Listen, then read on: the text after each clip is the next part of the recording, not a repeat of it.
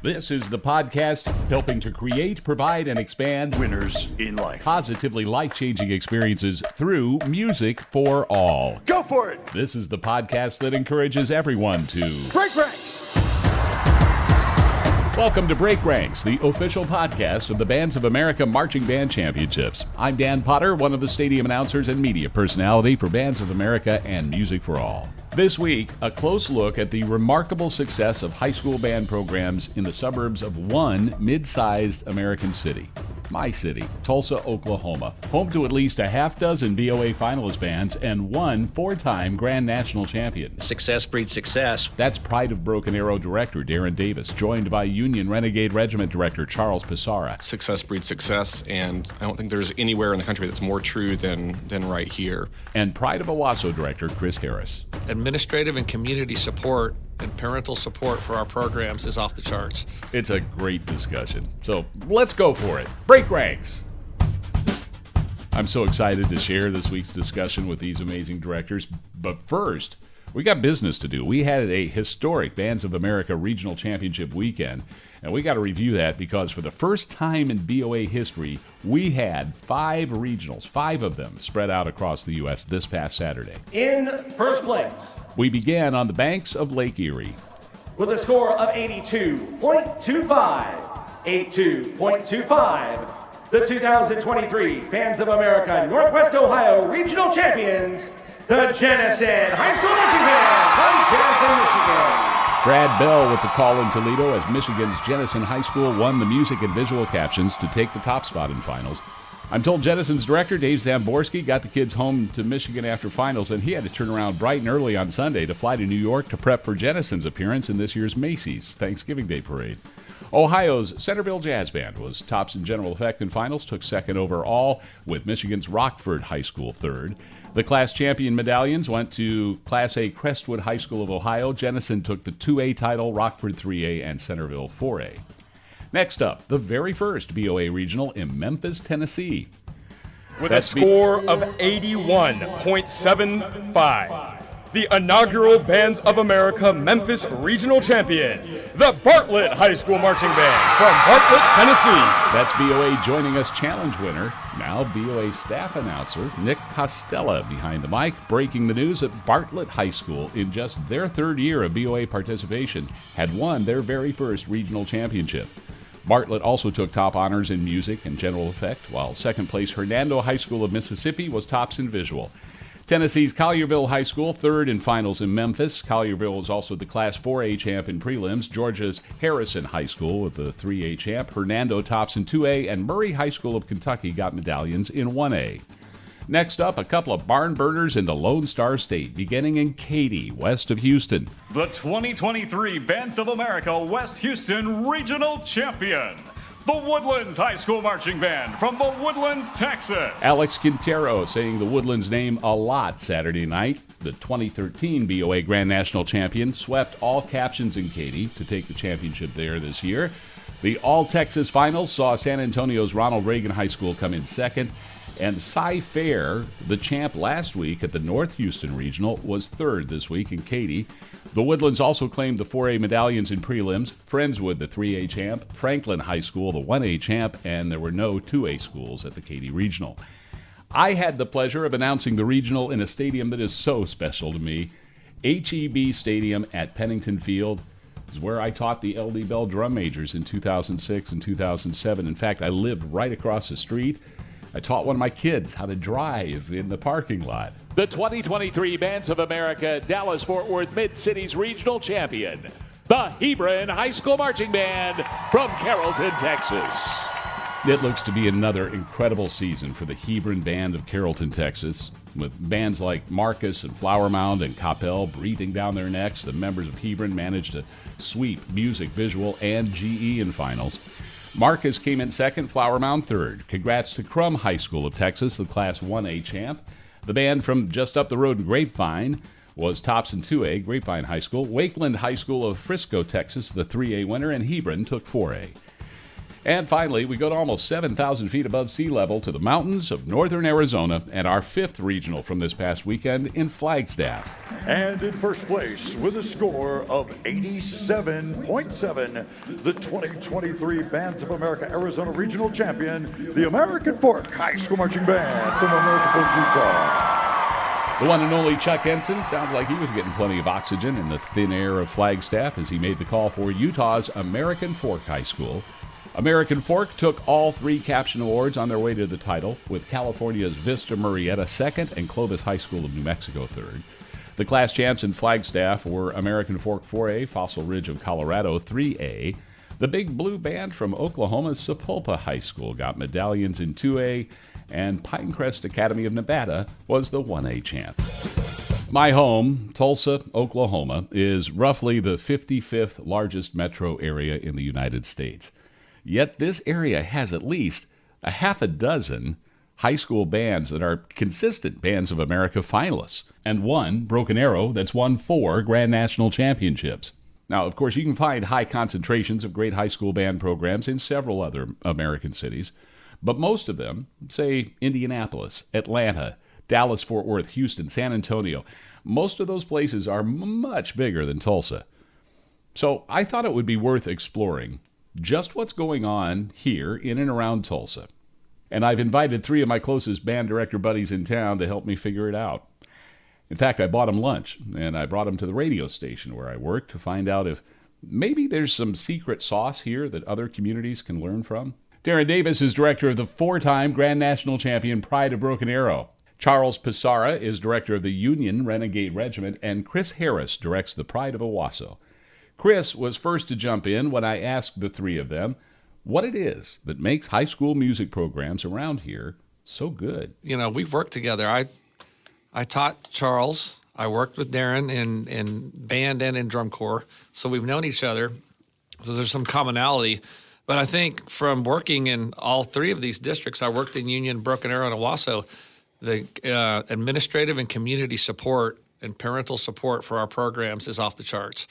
They want us to be successful. They give us everything we need.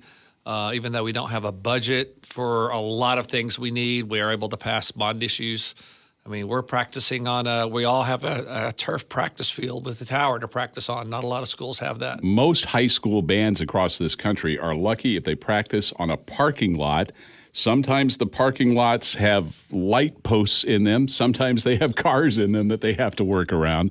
That's the norm. So to have a turf field with a tower and all of that, that's the exception. What do you think it is in Tulsa, Darrin? Well, I think you got to understand that it didn't happen overnight. That there are historic programs in the Tulsa area that have been strong for, 50 and 60 plus years. You had Bob Early at Jinx forever. You had L. Dale Barnett was at Union High School. Tom Stout and Ken Grass at Broken Arrow. You had Harlan Lampkin back in the day emerging with an Owasso program that became from nowhere to be one of the most deep programs in our state with their quality of their students. So, as Chris said, success breeds success. We kind of feed off of each other, and having our kids a chance to listen and watch some of the best in our area does nothing but make our own programs even better. Yeah. But we're lucky. We're lucky teachers that we're in the programs we're in now, not because we built them, but because we inherited something really special. Charles Pisarra. Darrin said that success breeds success, and I don't think there's anywhere in the country that's more true than right here. Kind of pushing each other to make each other better. I mean, obviously, Darrin holds the long-standing record of state championships for sure, and the national championships. But I got to tell you that that kind of success and all the amazing musicianship that's coming out of Owasso definitely pushes Union kids to be better and better. But it's historic for sure. There's no doubt about it. This didn't happen overnight by any means. Okay, well, let's dig a little bit deeper into the history. Do you think it's because football has always been so strong in Oklahoma high schools? Is that the real, going way back, genesis of strong band programs as well? Chris, you're smiling. Well, I'm a big sports fan, so it's fun when the football team is successful as well.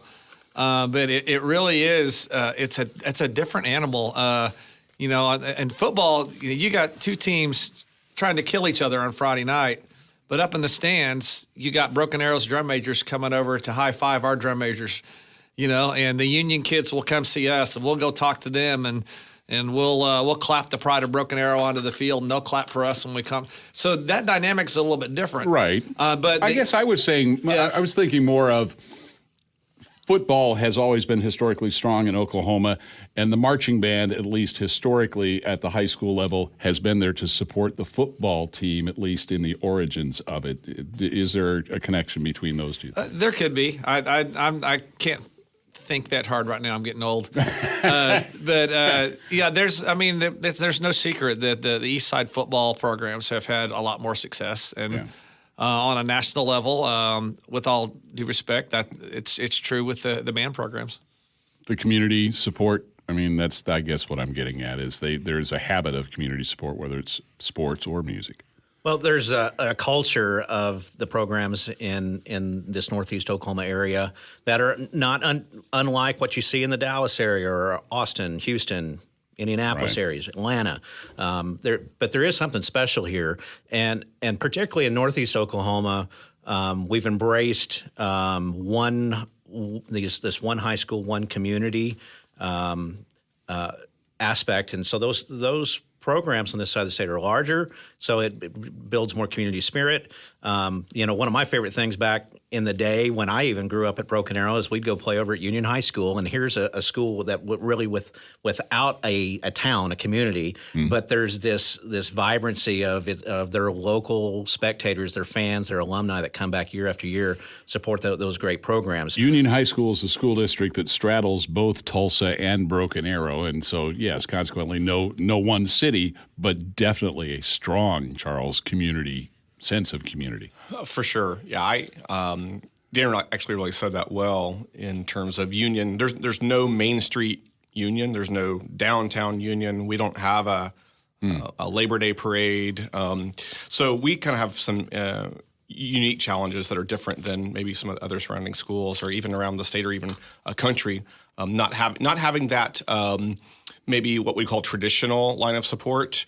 It sometimes makes things challenging, but then we kind of have our own, we kind of cut our own path in terms of what our community values and expects and respects, and they've resourced it that way as well. So Union is a little different in that way, but I think the fact that because Union Public Schools does straddle the boundaries between Tulsa and Broken Arrow, I kind of think that actually strengthens us in some ways too, because I'm sure that there are, Darrin, you have kids that go to the same church as our kids do. So these kids kind of see that it's more than just competing, whether it's football or marching band, that it's the whole community of music and art that all these kids can be doing together, even if they are technically competing on a score sheet somewhere.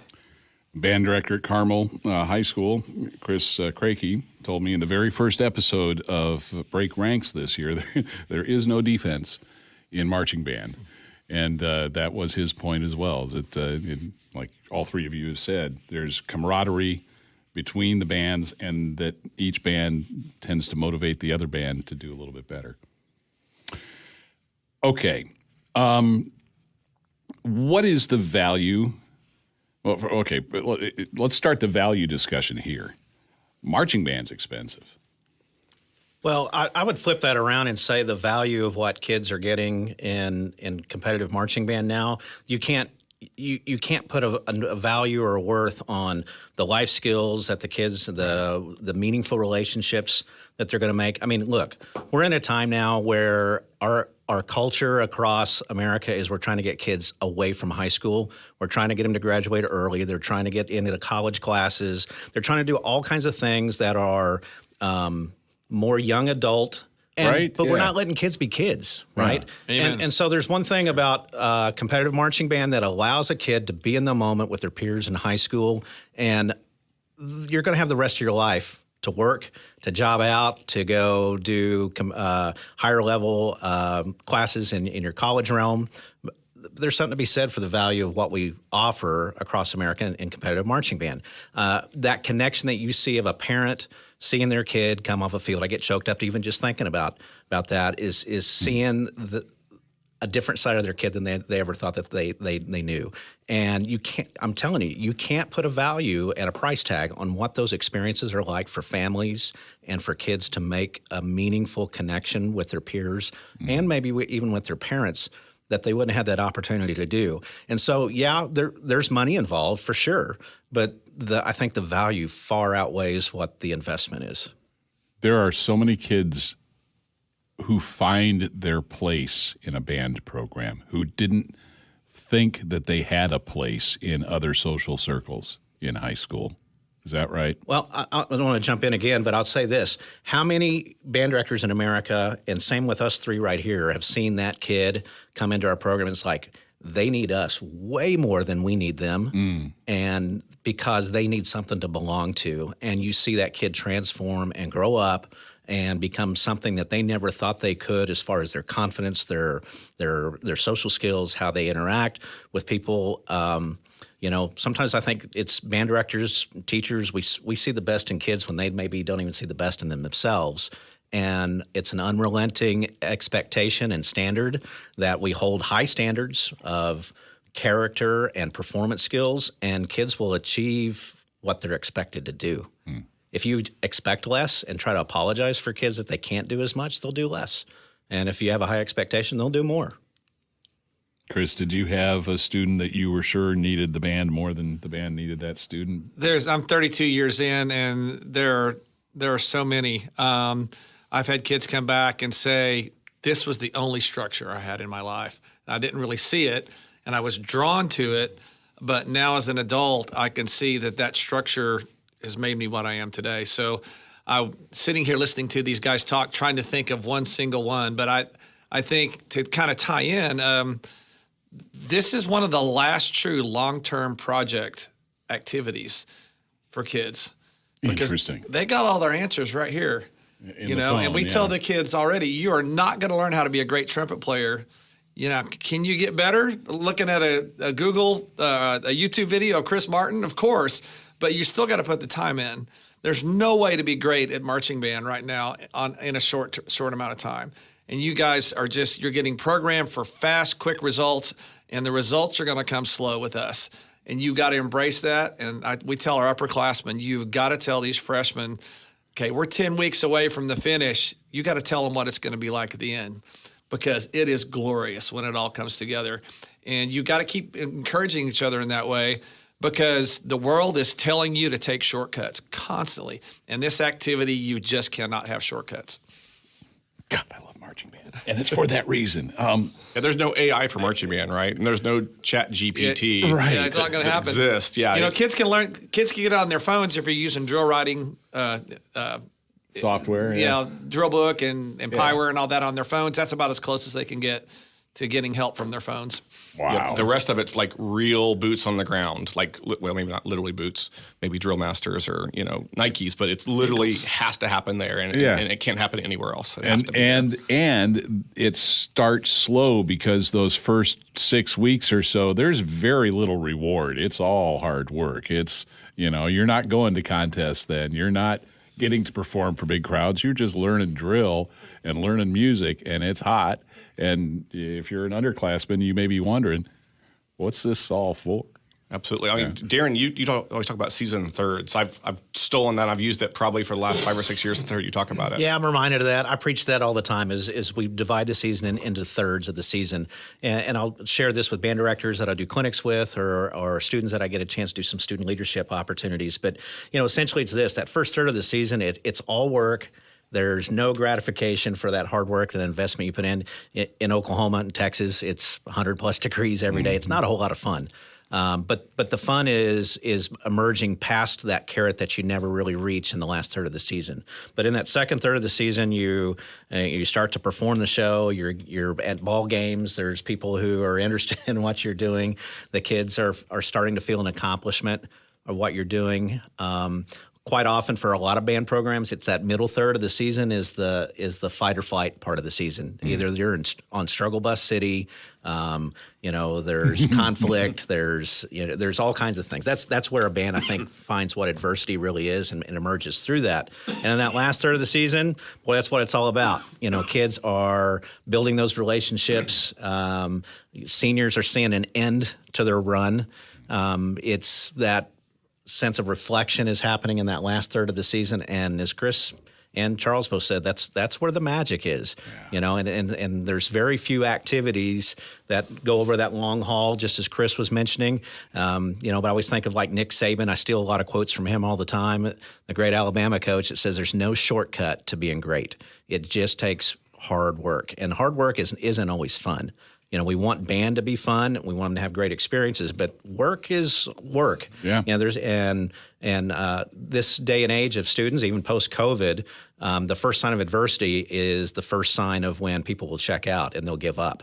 And I think band teaches kids that you never give up. You see it through to the end. You make a commitment to your friends. It's not about the commitment of what you want to do. It's about something bigger than yourself. And that's what I love about this activity. I'm glad you brought up COVID because that's where I was going next. I want to know from each of you what differences you've seen in your students since post-COVID and having them back. And I know a lot of them lost an awful lot. Most of them now have graduated, but we've got kids that were losing time in junior high now in high school. Chris, what do you think the effect has been? What have you seen? It's been tough. We lost a third of our kids the COVID year. We went from about 350 that we took to the Rose Parade the year before COVID, and what was it? I think our roster was at 212 the next year. Wow! And so it's been a long haul, and I know Darrin and Charles are gonna agree with this. What the beginners and then the second year of kids were getting or not getting in their band programs just killed them. I mean, this the lack of fundamental training, that horn on the face every single day was a struggle. So getting back to the basics and making the kids know that's, I mean, they don't really, Darrin said it, he said it best. His program is a standard for this. You put the expectation up here and you don't lower it for anything. So you just keep the expectation there, and we nursed them along. The first year out of COVID, as far as our marching band, we had a really great show, but we just did not march and play well. Last year, we had marched and played so much better, and you could feel that progress coming. And this year, we feel like we're back to normal. Really? So it's been a long haul from a staff. Now, the kids don't know any different. If you raise the bar high and you try to create a great experience for them, by the end, they're going to get that, and that's going to be okay. But behind the curtains in our staff meetings, everybody's like, finally feels like us again. We finally feel like it's churning. We got a huge 8th grade class coming through next year to be freshmen, and so this has been the year for us that we feel like we're back to normal. Charles, would you use the word normal to describe things now? We lost about a third of our kids as well, but this year, yeah, we definitely feel like we're back.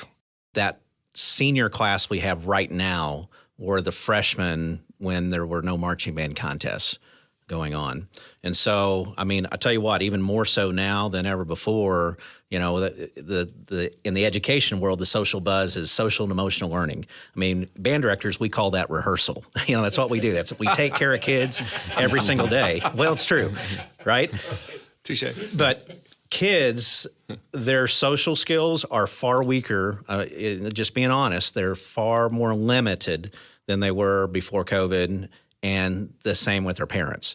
It's very much internal. It's all about electronic devices. And so that's been the biggest challenge for our team.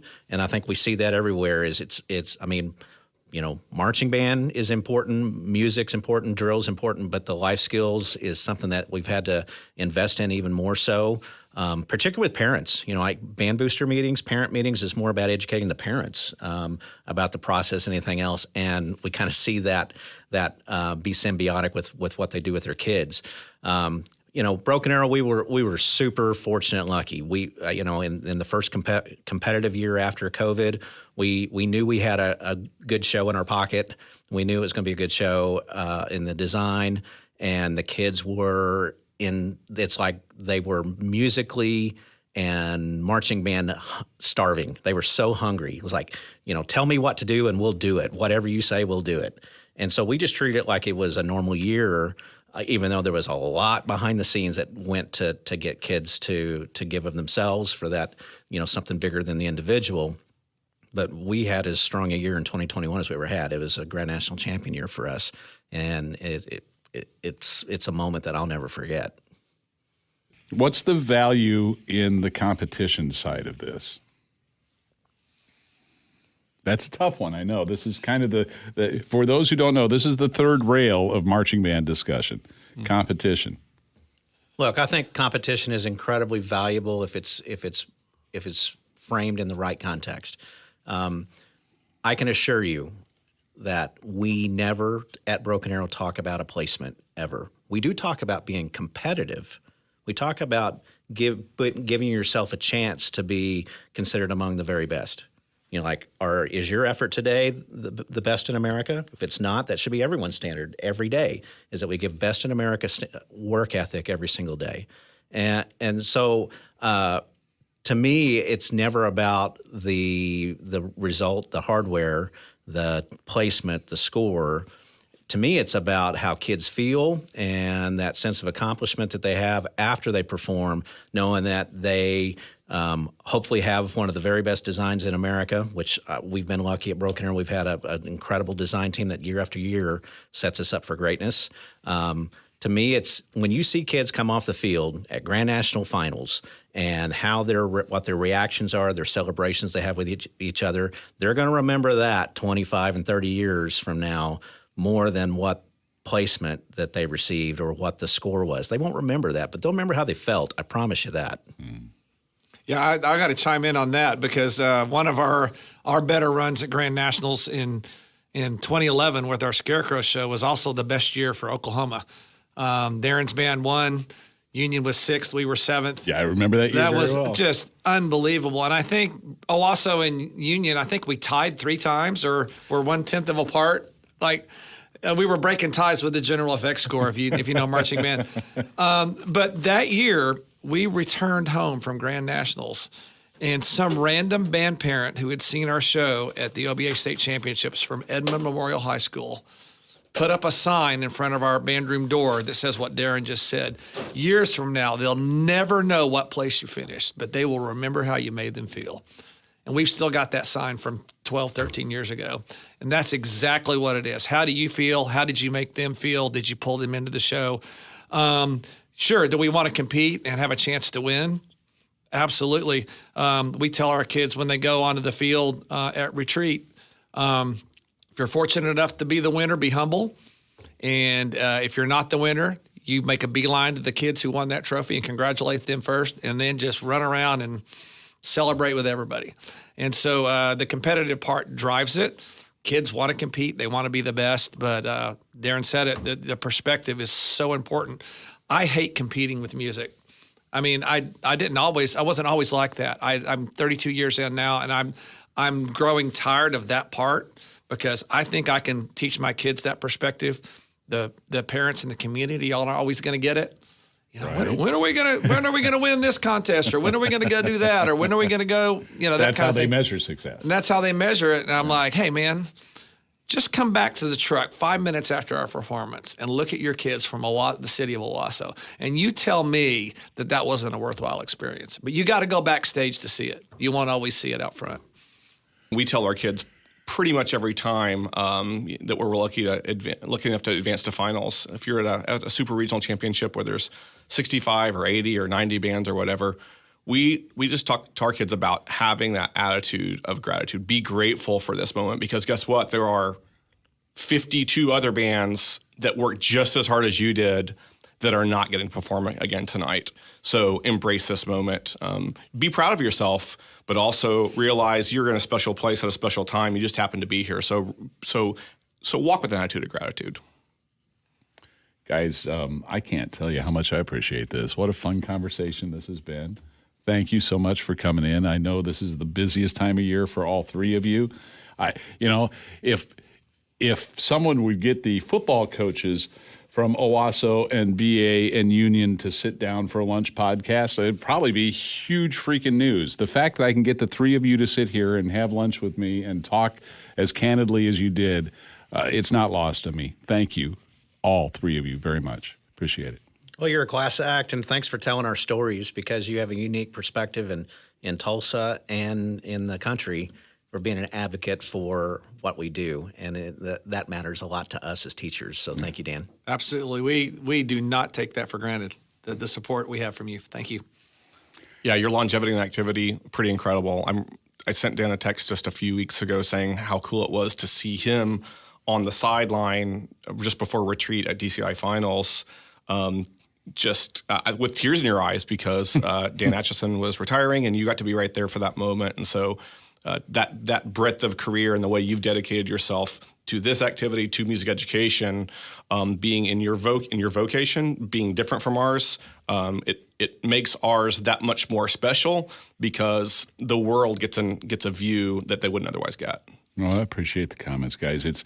I am lucky to work in a city that gets it, as we've been talking about for the past hour, and B, work for a company and a radio station that gets it and sees the value in me talking about marching band all the time. It hasn't always been that way in my career. It wasn't that way in Texas. I would get in trouble when I talk about it too much. Here, they're like, more. This is your thing. So I have an attitude of gratitude, Charles. Thank you, all three again. Broken Arrow's Darrin Davis, Union's Charles Pisarra, and Owasso's Chris Harris. All right, there are two regionals coming up on the last weekend before the Super Regionals kick in. One of them this weekend's Conway, South Carolina. The other, Prosper, Texas, north of Dallas, where the solar eclipse will happen in the middle of prelims. That's going to be cool. If you can't be at either of those shows, you don't have to miss a thing. Watch them both streamed live at boalive.tv. Until next time, I'm Dan Potter. Go for it. Break ranks.